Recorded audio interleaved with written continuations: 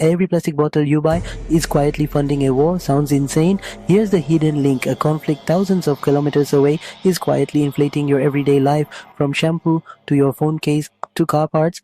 Plastic is getting more expensive, and almost nobody is saying why. Let me make it obvious. Plastic looks cheap, disposable even, but don't be fooled.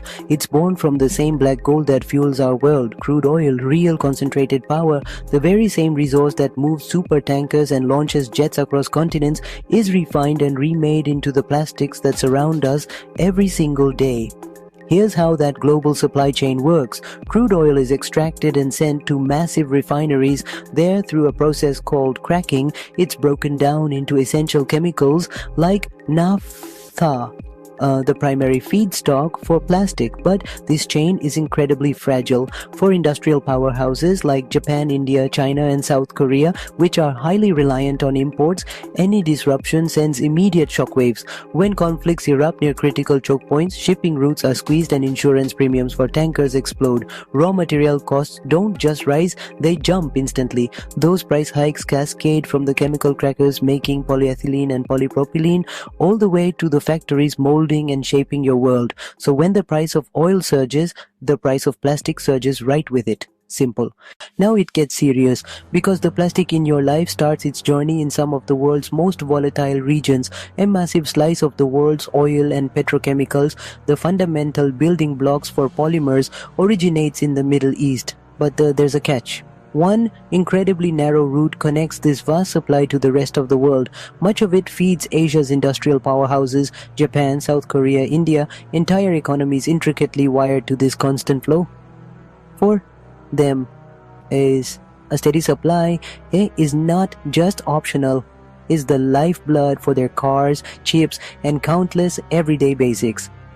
That choke point, the Strait of Hormuz. A tiny waterway moving a colossal volume of oil every single day. We're talking about 21 million barrels daily, a fifth of global supply.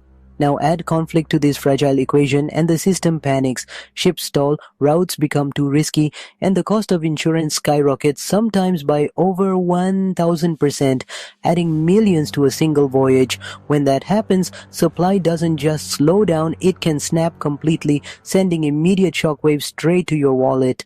That means less oil reaching factories, less raw material for plastic production, and suddenly the entire system starts shaking. This is exactly what's happening right now. Because of rising tensions and conflict, oil prices are climbing fast. When oil climbs, everything tied to it follows. Plastic production costs spike immediately, and then the dominoes fall. Manufacturers pay more for feedstock, so they raise prices. Your packagers, electronics, autos, costs jump across the board, so they raise prices too. Finally, you pay more quietly, slowly, without noticing.